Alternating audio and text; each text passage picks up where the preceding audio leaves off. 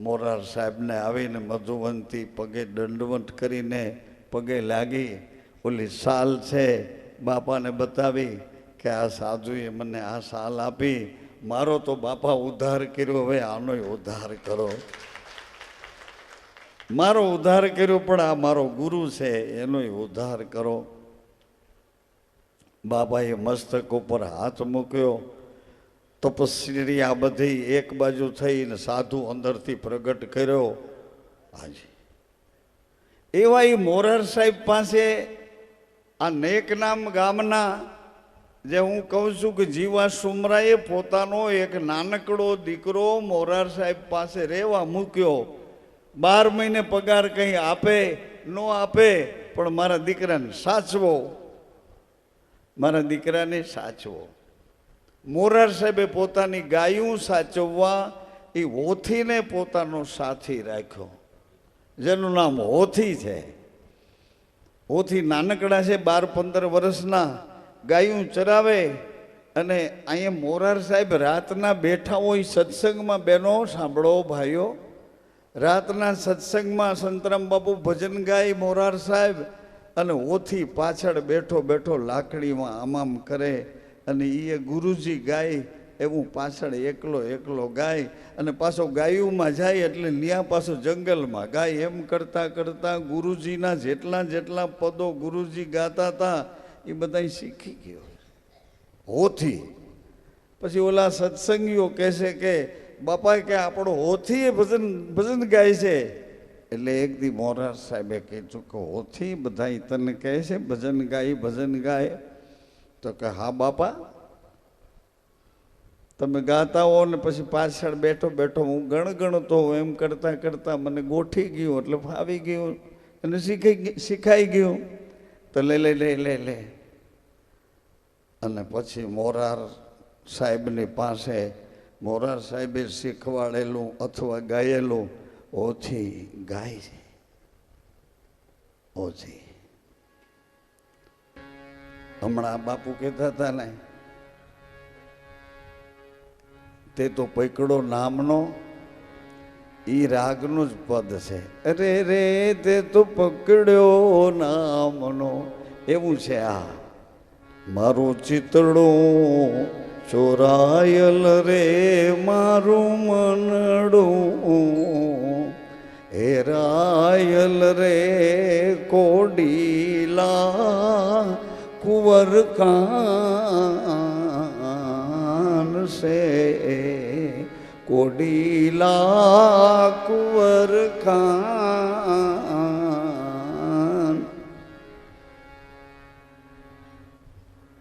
મારું ચિતડો ચોરાયેલ મારું. પછી શું કહે છે કે હે બાપા, પ્રીતું છે પુરવની હેજ નવીયું નહીં થાય. કે બાપા હું તમને હમણાં મળ્યો છું એવું મને લાગતું નથી. આ તો આની પહેલાં હું તમારો હતો ને અટાણે એ પાછો. આજ મારે આટલી જ વાત કરવી હતી કે વખત વયો જાય છે, પછી તમને એમ લાગે કે એની પાસે કાંઈ નહોતું તો આપણને શું આપે. મને એમ લાગે કે કોઈ જિજ્ઞાસુ મળ્યો નહીં તો હું કેને આપું. આપવાનું શું છે? એટલું જ આપવાનું છે કે જો આ સંસારના સુખથી પાછા વળવું હોય તો વળી શકાય છે. ગુરુ પ્રેમ કરીને તમને પોતાના કરે છે ને સંસારના સુખમાંથી આપોઆપ. કાંઈ હાથથી પકડવા ન પડે, તમાચો મારવો ન પડે, આંખ બગાડવી ન પડે, મોટા ડોળા કાઢીને જીભ હાંકવી ન પડે. એ પ્રેમ જ એવો કરે કે તમે એ ભૂલી જાઓ ને આ બાજુ આવતા રહ્યો. સંસારે કોઈ દી કોઈને સુખ આપ્યું? સંસાર આપે સુખ એ શરીરનું સુખ છે, શરીરમાં ઇન્દ્રિયોનું સુખ છે. અને ઇન્દ્રિયો બધી જ્યાં સુધી ખાઈ પીએ છે ત્યાં સુધી સુખનો અનુભવ કરે છે. ક્ષણિક સુખ ઇન્દ્રિયોના છે. ખાઈ લીધા પછી, જળ પી લીધા પછી એનો આહાર એનો આર ગામડામાં કે એનો આર એટલે એનું ખોરાકનું ઝેર ઉતરી ગયા પછી વળી પાછું 2 કલાક પછી એવું ને એવું ઝેર ચડે. આ સંસારના અલ્પજ્ઞ સુખો, સંસારના કલ્પિત સુખો, આ ઇન્દ્રિયોના તરત જ મળે એવા સુખો, આત્મા છે ને એનું તો અખંડ સુખ રહે છે. એ સુખ મળ્યા પછી એને કોઈ લૂંટી શકતું નથી. અખંડ સુખમાં ગયા પછી કોઈ જમડાઈ તમારી પાસે તમારા શરીરને અડે પણ આત્માના સુખને ડિસ્ટર્બ કરી શકતા નથી. એવું મહાસુખ છે, એવું આત્માનું સુખ. ગુરુજીએ દયા કરી અને જ્યાંથી જે રીતે એણે મેળવ્યું હોય એણે મેળવ્યું તો પૂરેપૂરી કસોટીઓ સહન કરીને મેળવ્યું છે. એને જે વખતે એ બેસીને સત્સંગ કરતા હતા એ વખતના સંતો પ્રકાશાનંદ સ્વામી, ભાવનગરના લલુભાઈ શેઠ અને એ વખતના ગામડાઓના બધા સંતો ભેળા થઈ ખાંડી કૂટી અને અર્ક કાઢી નામ વચનનો ટૂંકો અને સરળ મહિમા કેવો છે એવો એણે ભેદ બતાવ્યો. અને હવે ટૂંકું કર્યું. ઉગમ ફોજમાં, નિરાંતમાં, બીજે ત્રીજે જ્યાં જે રીતે કબીર સાહેબની નિર્ગુણની વાતો વણી વણીને જે કહેતા હતા એમાંથી થઈ શકે એવું કેટલું છે અને કેવું છે એ આ સંતોએ આપણી ઉપર ઉપકાર કરી અને બતાવે. નામ કીધું એણે. નામ કે છે કે નામ તો મારો શ્વાસ છે અને તે હું છું. પોતાનું સરનામું પોતે લખી લેવા જાઉં. નામ તે મારો શ્વાસ છે, તે હું છું. અખંડ, અખંડ મારો વિશ્વાસ છે. વિશ્વાસના શ્વાસમાંથી આવેલો શ્વાસ મારું જીવન છે, તે હું છું. બહુનામી સચરાચરમાં બોલે છે, તે હું છું. વચન જેમ તે હું છું એમ હું તે છું. તે હું છું એમ હું તે છું. વચન બે બાજુ ધ્યાન દેજો. તે હું છું અને બરાબર નામ તે મારો શ્વાસ, તે હું છું એમ વચન તે હું છું ને હું છું તે વચન છે. હાજી એને સમજવાનું છે, બળબડવાનું. વચન અઘરું પડે છે કારણ કે વચન 24 કલાક ભેળું રહે છે. સૂઈ જાઓ ને ગમે એવા કર્મ કરતા હોય વચન આઘું ન જાય. શ્વાસમાં વણાઈ ગયું જાય કેવી રીતે? ભૂંડા બોલો તો એ તો ભેરું ને ભેરું હોય. ભૂંડા બોલો તો શ્વાસ ભગવાન તમારો ચલાવે કે ન ચલાવે? કોક હા કે ના તો શ્વાસ હાકે કે ન હાકે? લાકડીઓ લઈને ઊભા થઈ જાઉં હામાં શ્વાસ હાલે કે ન હાલે? ભગવાનને હું છે તું ગમે એ કર તો તારાથી હું છે તારા ખોડિયામાં તારી પ્રકૃતિ પ્રમાણે, તારી રુચિ પ્રમાણે, તારી સમજણ પ્રમાણે, તારા સંગ પ્રમાણે તું ગમે એવું કર તો મારે એનાથી કાંઈ મતલબ નથી. આ તો તું મારો છો અને માતા પિતા દ્વારા રજબુંદનું પૂતળું લઈને મારો શ્વાસ લઈને ઉતર્યો છો. એ શ્વાસ તારામાં છે ત્યાં સુધી મારે પંપ હાંકવો એ મારો ધર્મ છે. ભગવાન એનો ધર્મ ન ચૂકે. આપણે આપણો ધર્મ કેમ ચૂકીએ? સત. આને પૂછ્યું કે વચન તમે શું? તો કે હા. તો હું એ વચન છું. તો કે તું એ વચન, તું એ મારો છો. હું જેમ તારો છું એક બાજુ નહીં, તું મારો છો અને હું તારો છું. પણ તું ક્યાં રહ્યો છો? તમે કેમ પકડાતા નથી? તમે રહો છો ક્યાં? બધું પકડાતા કેમ નથી? ક્યાં રહ્યો છો? કેમ પકડાતા નથી? એટલે આણે કીધું કે હું સ્ત્રીના શરીરમાં રજમાં રહું છું, પુરુષના શરીરમાં બીજમાં રહું છું. પકડી લે હાલ મને. હવે ત્યાંથી એક બીજ નામનો ધર્મ શરૂ કર્યો. કેવો ધર્મ? એ બીજ આપણે રહીએ છીએ, ખાવાનું નથી, બસ એટલી ખબર છે. બીજ ક્યાં છે? બીજ 12 છે. કેટલા? હે આવડા એક દી કહેતા 12 બીજના હે ધણી લે. શું 12 બીજનો ધણી? જ્યોતિ સ્વરૂપ જ્યોતિર્લિંગ કેટલા જમીન ઉપર? 12. કેટલા? 12 એટલે 12. 12 જ્યોતિર્લિંગ જમીન ઉપર છે. સૌરાષ્ટ્રમાં પહેલું જ્યોતિર્લિંગ સોમનાથ. એટલે ધર્મનો પહેલી જવાબદારીનો અધિકાર આપણો છે. ધર્મ આપણે પહેલા સાચવવો. કારણ કે પહેલું જ્યોતિર્લિંગ સૌરાષ્ટ્ર છે સોમનાથ.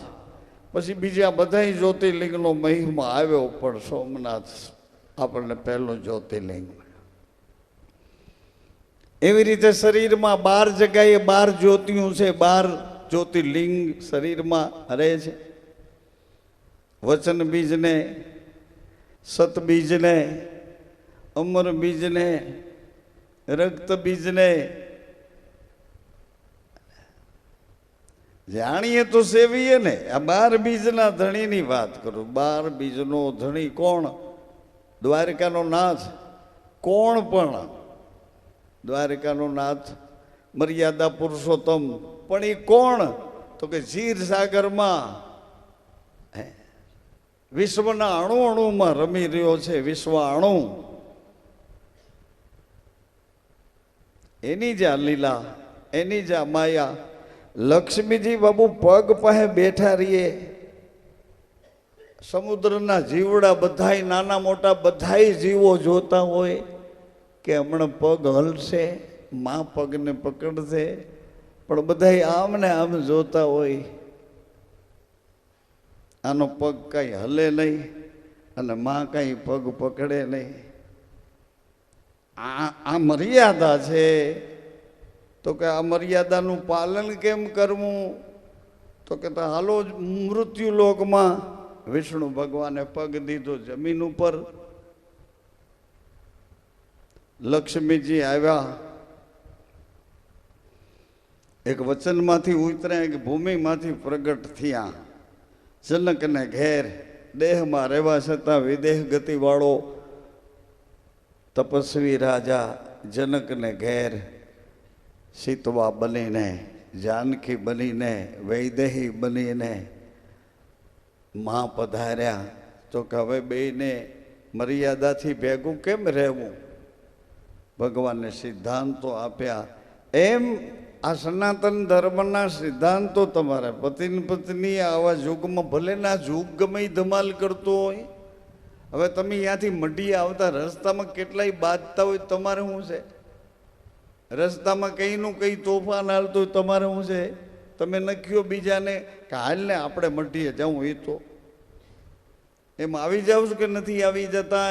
એમ જેનો દોર હોય, જેનો લક્ષ્ય હોય, જેનો આમ અંતર આત્માનો શુદ્ધ ભાવ હોય, એ બધા પહોંચી જાય છે. હું આટલા આજ થોડા છો એમ મને લાગતું જ નથી. જી આમાંથી 50-60 વયા જાય તો હજી હું રાજી છું. ઉપડો અહીંયા શું કામ છે? તમારું બગાડો ને અમારું બગાડો. અમે તો આવું નક્કી કરીને બેઠા છીએ. આજે બોલવું છે ને બહાર પડે. અર્થનો અનર્થ કોણ સુગરા હોય તો સીધું સમજે, નુગરા હોય તો નોખું તાણે. એ પછી પોતાના ઘરનું એમાં થોડુંક બાપુ આ વખતે તો આવું કહેતો હતો, આવું કહેતો હતો. અરે એટલે એ પાછા એ બીજાને કહે. એની નાયત આખી નુગરી હોય એટલે બીજો નુગરો પાછો એમાંથી. એટલે ગોવડ ગુરુ ને સીપું ચેલો. એટલે ઓલી સીપાની માને સીપું કે આજ અંજવાળું હતું માં, આજ અંજવાળું. એટલે એની માં તો ગાંડી થઈ ગઈ કે બોલતો નહીં, કોઈ દી બોલતો નહીં. આપણે જન્મમાં એ પેઢીમાં અંજવાળું કોઈ દી આવતું જ નથી. એટલે ઓલી બાઈએ પાસે એને ધણીને કીધું કે આજ આપણું નાનકડું ટબરિયું છે કે જે અંજવાળું જોઈ ગયું. તા તો ઓલો હાવ ગાંડો તૂર થઈ ગયો. અસંભવ, અસંભવ. આપણા કુળમાં કોઈ દી અંજવાળું ન હોય. અંજવાળું કે હાલો ગુરુ પાસે. તરોબરી વરવાંગડો ઊંધે માથે લટકતો તો એનો ગુરુ કે અમારા બચ્ચાએ અંજવાળું ભૂલભૂલમાં જોઈ લીધું. તો ઓલો આખી નાચને રાડા રાડ કરાવી દીધી કે હોય નહીં, હોય નહીં, કોઈ દી ન હોય, કોઈ દી ન હોય, કોઈ દી ન હોય. સૂરજ ઉગતો નથી, અંજવાળું થતું નથી. આપણે એ લોકના છીએ. એટલે એમ એ લોકના હોય તો અંજવાળું ભાળીને ગાંડા થઈ જાય. એટલે હું કઠોર થઈને નથી બોલતો, રડતા રડતા બોલું છું કે હજી મારું કેટલું તપ બાકી હશે, કેટલું ભજન મારું કાચું હશે, કેટલો મારો સેવામાં દોર નહીં હોય. નહીં તો મારા ગુરુએ જે પ્રેમથી મને આપ્યું છે એવો પ્રેમ કરીને હું તમને બધું જાતું કરી નથી. મને માન જોતું, મોટાઈ નથી જોતી, ઢગલા પડ્યા હતા પણ મારે નથી જોતા. મારે તો એક જ જોઈ કે બોલો છો એ પરા કયા ઘરમાંથી ઉઠે છે અને બોલ તમારો પાછો નથી વળતો, એ બોલ પ્રમાણે સામું થઈને ઊભું રહે છે. એ ઘરની કૂચી મને જોઈ, બાકી કંઈ ન જોઈ. બીજું બધું મારા મા બાપે આપ્યું હતું.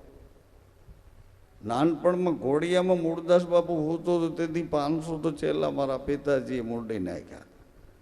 એ વખતે એવો રિવાજ હતો 50-60 વર્ષ પહેલાં, કિશોરભાઈ, એવો રિવાજ કે તમારા ગુરુ મારા પિતાજી હોય તો તમારા ઘરનાવના ગુરુ મારા પિતાજી ન થઈ શકે, એ પાછા અમે થાય. આવા મન મનાવીને એ વખતે અજ્ઞાન લોકો, જડતાવાળા લોકો કે બેયના એક ગુરુ હોય તો કે બેનભાઈ થાય બે, આમ કરીને ગોટા કરતા. એ તો હવે પછી આકાશ ખુલ્લું થયું ને એટલે વાદળા આઘા હટી ગયા તો ગેરસમજ દૂર થવા માંડી. તો સામિયા કરજો ને શું કહેવાય, આ તમે નથી બગીમાં અમને બેસાડતા, એ બધું એવું બધું તો નાનપણમાં થઈ ગયું, ખૂબ થઈ ગયું, ખૂબ થઈ ગયું. એટલે એ બાબતે હું આમાં આવ્યો નથી. એ બાબતે મેં એ લાલચ છે, હું આમાં મોટાઈની લાલચ છે એમ કરીને આવ્યો નથી. મોટાઈને પડી કે વાયરાય નથી ને ગમતાય નથી. તો સાધુ મારી અંદર મને સળવળાટ કરે છે, એ સુખ લેવા નથી દેતો. સાધુને હું આઘો કરી શકું એવી મારી હેસિયત નથી. કારણ કે નોખી નોખી કોટીમાંથી આવ્યા હોય, કોઈ એમ રક્તબીજના છીએ, કોઈ સતબીજના છે, કોઈ વચન બીજના છે. આવી રીતે એનો મહિમા જુદો છે. તો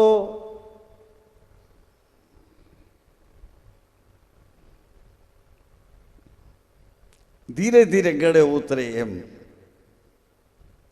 કે માના રજમાં રહું છું, પિતાના બીજમાં રહું છું. આ બીજનો ધર્મ માં પાડે છે, પિતા ધર્મને પકડી શકતા નથી, અહંકારમાં રહે છે. એનું કારણ કે ધર્મને નથી પકડી શકતા. કારણ કે ધર્મ પગ વિનાનો છે, એ હલતો ચલતો નથી, એને તો ખંભે લેવો પડે.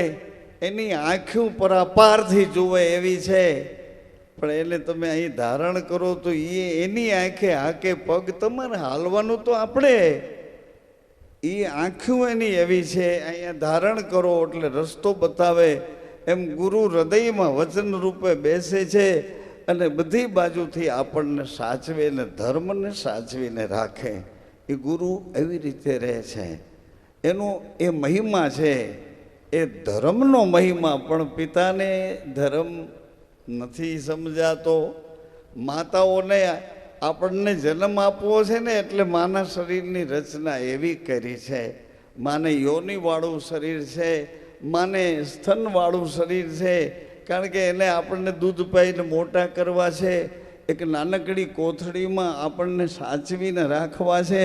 આપણા હાથ પગ હલે નહીં એવી રીતે 9-9 મહિના આપણે એ સુવાળી કોથળીમાં આમ ને આમ ઊંધે માથે રહેવાનું છે. કોઈક વિચાર તો કરો. હાથ પગ હલે નહીં, એ જેમ ગોઠવાણા છે એમ જ. એવી રીતે માએ આપણને સાચવ્યા છે. માએ પોતાનો ધર્મ છોડ્યો નથી. એ 9-9 મહિનાની સેકન્ડે સેકન્ડે એનો દોર આપણામાં જ હોય કે અહીંયા કોક છે, અહીંયા કોક છે, અહીંયા કોણ છે એને ઓળખતી નથી માં કે કોણ છે. આના કુળનો કોઈ કુળ દીપક છે કે આના કુળની કોઈ લક્ષ્મી છે, એને નથી ખબર માને. પણ છે ગોગ. સામે મોત આવી જાય એટલો એ બાળકનો મતલબ આપણો વિકાસ થાય. અને જેની ઘડીએ પીપળનું પાન પીળું પડે અને સાધારણ પવન આવે ને પાંદડું ડાળથી નોખું પડી જાય, પછી પાંદડું ઉડીને ક્યાં જાય ખબર નહીં. એમ આપણું શરીર પરિપક્વ થાય પછી જન્મ લઈએ એ માં બિચારી જેને ઘરે પોતાની વફાદારી નોંધાવી હોય, પોતે પત્ની બન્યા હોય, શરણાગત બન્યા હોય, પતિને પૂજનીય માની અને એને શરણે બધું સમર્પણ કર્યું હોય, તન તારું, મન તારું, ધન તારું, તું જેમ કેમ તને રાજી રાખીને જીવવું, આ માનો ત્યાગ. એવી જ રીતે પિતાની અંદર પણ એવો જ ધર્મ પ્રગટ થાય. એને હૃદયમાં સ્ત્રાવ થાય. એને 2-3 દી તો એ બાપ એવો બની જાય છે, યુવાન એવો બની જાય છે, બેન એવા થઈ જાય સંસારના. આ ધર્મને પ્રગટ કરે છે ત્યારે માતાઓ એક બાજુ બેસી જાય છે. એમ પિતાને ખબર નથી કે મારી અંદર અત્યારે શું ચાલે છે. સ્ત્રાવ થાય છે. એ સ્ત્રાવ પકડાતો નથી એટલે ધર્મ પાલન એ કરી શકતા નથી. એટલે કેટલાય બીજ ધૂળમાં જાય. કોઈક એક બીજમાં ભૂલમાં વળી ઉત્પત્તિ એવી અવસ્થા બને છે. આ ધર્મનો મહિમા કહું છું.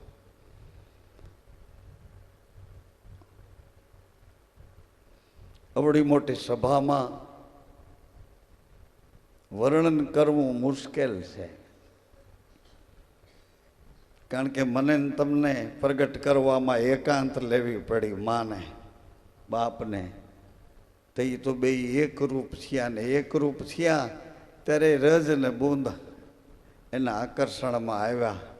ત્યારે ધર્મ ધારણ કરનારી માએ બીજને ધારણ કર્યું.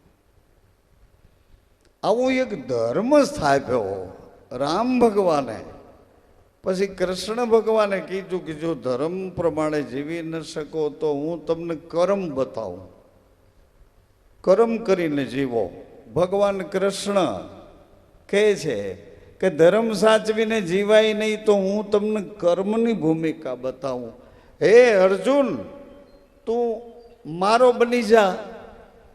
હું એક એવો આત્મા છું કે મને કોઈ ક્રિયા, આંખ મને અબડાવી શકતી નથી, કાન મને લલચાવી શકતા નથી, જીભ મને પતન કરાવી શકતી નથી, કોઈ સ્વાદો, કોઈ રસો, કોઈ ભોગો મને કાંઈ કરતા નથી. હે અર્જુન, હું એવો આત્મા છું. તું અહીં મારી પાસે આવી જા. હું તને અનાસક્ત કર્મ કેવી રીતે થાય એનો ભેદ બતાવું. અનાસક્ત કર્મ શું કહેવાય એ તને સમજાવું. અહીં આવો, મારી પાસે આવો. એટલે અર્જુન કે ભાઈ તમારી પાસે તો છું, કે એમ નથી કહેતો. ઘેલા હું મારી પાસે આવ અને હું કહું એમ કર, મને અનુસર, મારા વડે કર્મ કર, તું તારું અસ્તિત્વ ભૂલી જાય એવું અનાસક્ત કર્મ તને સમજાવ. અનાસક્ત કર્મ. કૃષ્ણ ભગવાને કીધું કે બધાય તારા છે ને તું બધાયનો છો, એ ઘરમાં લઈ જાઉં. હાલ, બધાય તારા છે અને તું બધાનો છો. હાલ, એ પદમાં લઈ જાઉં તને. તો કૃષ્ણ ભગવાનની ભૂલું કાઢવા માંડ્યા જીવ. અભાગ્યા કે કૃષ્ણ ભગવાન, કૃષ્ણ ભગવાન, કૃષ્ણ ભગવાન. કૃષ્ણ લીલા કરે છે એવી લીલા કરવા તૈયાર થઈ ગયા. અભાગ્યા. ભાગશાળીઓ એટલી હદે વૈયા ગયા. જલારામ બાપાએ પોતાના પત્ની, અરે ગાંડા જલારામ બાપાને એ જેને સોંપ્યા છે એ કોણ હતો એ તો જો. એણે કીધું કે જલા, હું થાકી ગયો ને મારે સોમનાથ જાઉં. આ મારી દીકરીને મારા ભેરા મોકલીને તો હું આટો દઈને પાછો વળી ત્યાં મૂકતો જાય. એમાં હું ખોટું કીધું? તારા ઘરવાળી, તારી ભંડારી છે, એને મોકલ. આ બધા કહે છે કે એનું દાન કરી દીધું. વાત સાચી, પણ એને કીધું કે તું મારા ભેરી મારી દીકરીને મોકલીને હમણાં અમે સોમનાથ 5-15 દીમાં યાત્રા કરીને પાછા આવીશું તો વળતા હું મૂકતો જાય. જલારામ બાપાનો વૈરાગ કેવડો છે. ભોજલ સદગુરુએ એને કેવું વણ્યું છે વચન, એ જોવા હાટું જ ભગવાન આવ્યા હતા. જલારામ બાપાએ કીધું લઈ જાઓ બાપા, મારું કંઈ કામ હોય તો મને કહેજો. એટલે ભગવાને કીધું કે અમારી દીકરીને પૂછજો, એ હા પાડે તો. એટલે તો ઓલા વીરબાઈમાં અંદર રોટલો ઘડતા હતા જુવારનો, એ રોટલો હાથમાં તાવડીમાં નાખવાનો પડતો મૂક્યો, હાથમાં રોટલો લઈને આવ્યા કે મહારાજ જો તમારા દીકરા કહેતા હોય ને તો આ રોટલો મારે તાવડીમાં નાખવા નથી જાવ, હાલો ગાયને દઈ દઈશું, હાલો હાલો. તો એ ભગવાનને એમ થયું કે આમાં એકબીજાથી નમતું દી એવા કોઈ એવું છે ભાઈ. જતી ને સતીનો રેણીનો દાવ એ રામદેવજી, એટલે દ્વારિકાવાળાને પાછું રામદેવ થવું પડ્યું. અજમલ ઘરે અવતાર લઈ અને હળવા ફૂલ જેવા થઈ આપણને બધાને ભેળા કરીને વચમાં બેઠા. જ્યોતને અંજવાળે કીધું કે આ ઊભી જ્યોતમાં શિવનો વાસ છે, આડી વાટ કરી છે એમાં શક્તિનો વાસ છે, બેયનો પ્રકાશ તો કે એક છે, એમાં રહેવાવાળો તો કે એક છે. અને હાથ અડાડી જુઓ હાજરા હાજર છે કે આઘો છે. આમ જે હાથ અડાડવા જાવ તો તમારે પાછો લઈ લેવો પડે, કારણ કે અગ્નિ કોઈને છોડે નહીં. પણ ભગવાન રામદેવજી મહારાજે સાબિત કરી બતાવ્યું કે પાંડવોને અગ્નિ બાળી શક્યો, પ્રહલાદને અગ્નિ બાળી શક્યો, હરિશ્ચંદ્ર રાજાની ઘરવાળીએ દિવાસળી મૂકી પણ રોહિતને અગ્નિ બાળી શક્યો.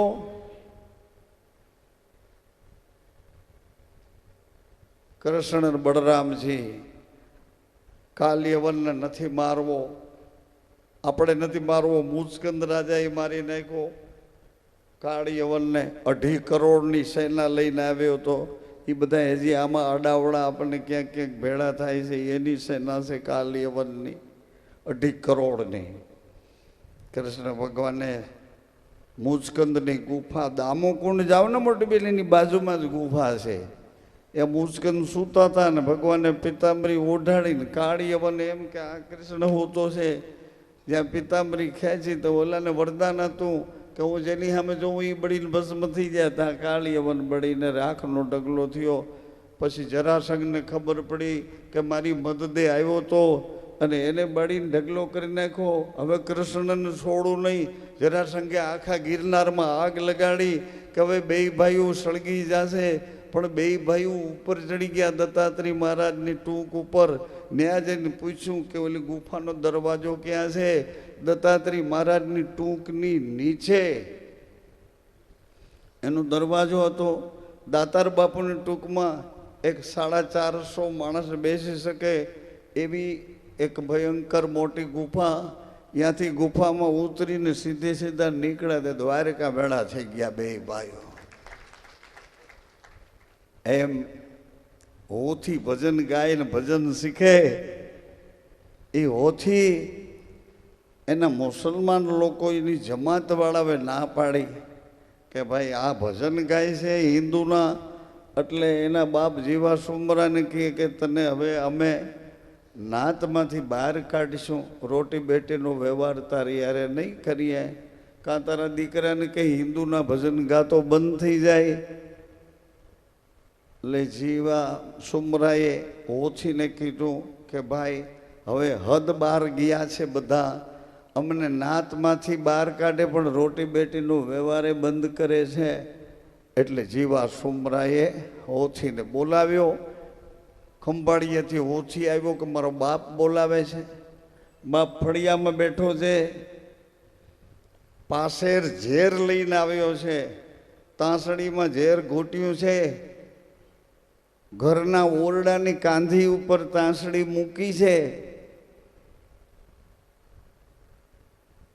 હોથીને ખબર પડી કે આજે બાપની આંખ બદલી છે, આંખ બાપની ક્રોધવાળી છે. ઓરડામાંથી બહાર નીકળો, જીવો સુમરો બધાના મોઢા જોવા. એટલે હોથીએ બોલાવ્યો કે બાપ અહીંયા તો આવો, અહીંયા તો આવો. હસા જીવો સુમરો ઓરડામાંથી જ્યાં બહાર નીકળ્યો તો હળી મૂકતો હોથી અંદર વયો ગયો, ઓરડો કરી દીધો બંધ.